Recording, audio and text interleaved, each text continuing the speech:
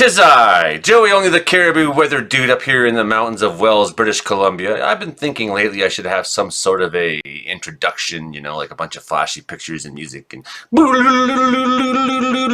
weather news. Here's me, Joey only, talking about weather with you. Okay, first of all, right now I'm bored, so that's why I'm talking about weather. Let's have a real nasty look at this. This is going on down there in the lower mainland right now, and that right there is a good image of why I would never live there. It looks awful. That's a lot of rain going on. It's nasty. It's been moving around in there, and that's over the last hour. Moving through big pulse of rain through Delta, Richmond, into Vancouver. Just nasty, nasty stuff. And that takes us to looking at the week. This week, at least for the ECMWF, what we're going to see is this high pressure bulb. It's going to slide its way down in and establish itself off the California coast. That's where the high pressure bulb likes to live during the winter months. And it's going to come down there, and what it's going to do is help steer all the weather towards us, right? So here we can see right now, Sunday night, we have this low just sitting in there, just constantly feeding the lower mainland and all those areas, southern BC, through the overnight, 3 a.m., 4 a.m., 5 a.m., snow, freezing rain through the interior. Look at that. Some of you guys are going to see some nasty stuff towards Williams Lake, maybe, but nothing significant in terms of like heavy duty precipitation. That low just sitting on Monday on the coast, driving rain in there, pounding relentlessly. I couldn't stand it. And that's when we start to see that high pressure bulb, and it's going to slide its way on down in there. Tuesday overnight, bringing snow, freezing rain through the central interior. Good heavy mix. So again, Williams Lake, also through the Monashis, Columbia's Tuesday morning. Vernon, you might have a messy commute. So look for that pulse of moisture to come through overnight, Monday night into Tuesday morning. It may cause some travel problems, and it looks like for southeastern BC it's going to stick around all day. Now we have that new low. It's developing up in the Gulf of Alaska, 973, central low pressure, pretty nasty, and this high pressure wants to scoop it towards BC. What we are going to see partway through the week is that high pressure start to take over parts of southern BC, so you're going to have a couple days off.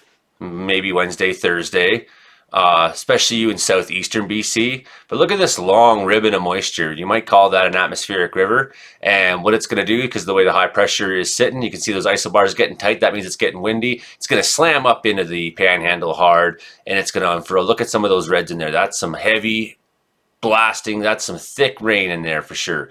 Right, heavy precipitation.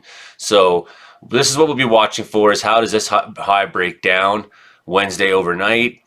Does it stay put long enough to keep steering things northward?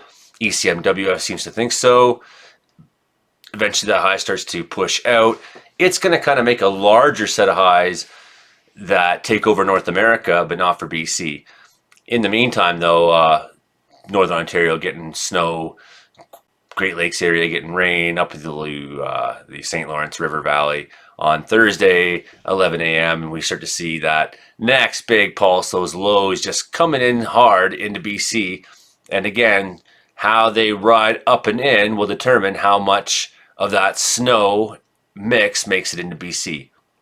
So we've had some nice rebounds in temperatures because of some of these lows bringing that warmer Pacific air in. That's been kind of a blessing, but we get these kind of mixes of rain and winter weather. We've had a lot more freezing rain than maybe we'd like to see lately.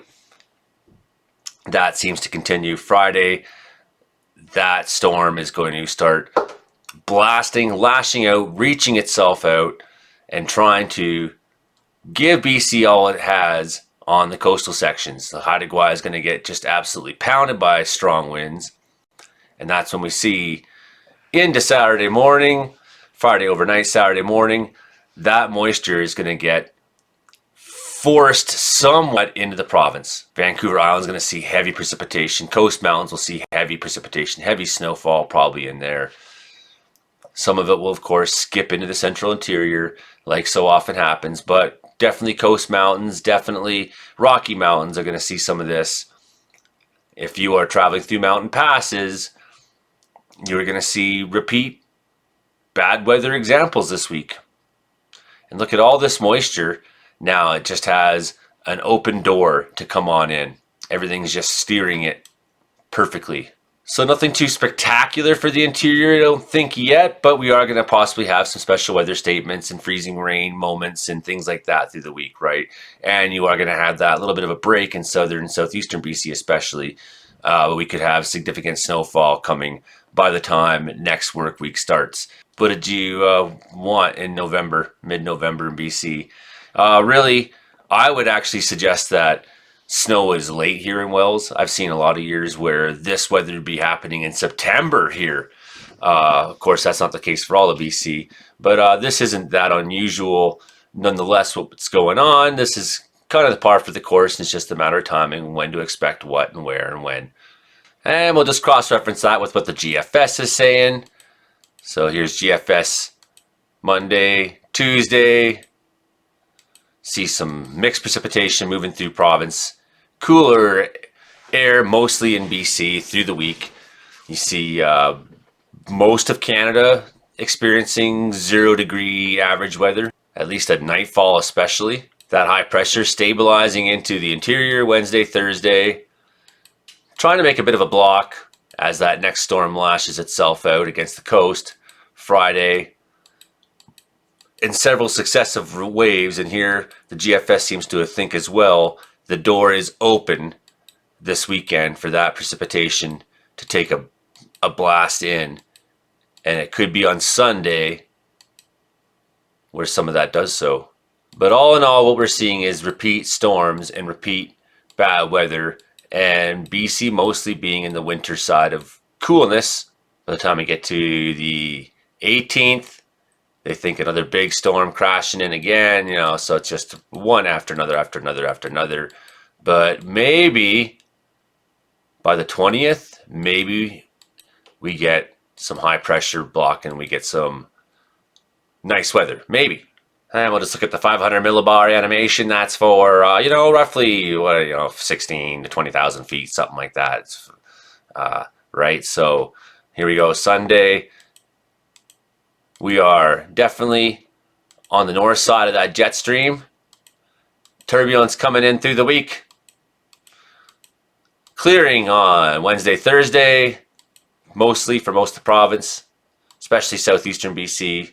One model has kind of a different idea, but look at that. By Saturday, we are going to get mostly slammed. That jet stream, that's what I mean by the door being open. That jet stream is going to basically allow everything to just track its way right in, right?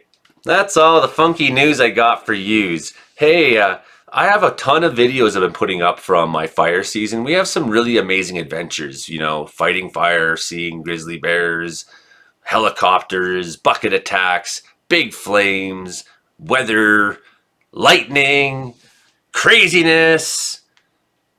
Yeah, it's all right here on this channel. You can subscribe yourself and be part of the Caribou Weather Dude thing I'm doing, which isn't really that big of a deal. But I'm having fun. It's my hobby, and I invite you to be part of it. Please subscribe, hit the thumbs up, support the channel, and we'll see you next time. Bye now.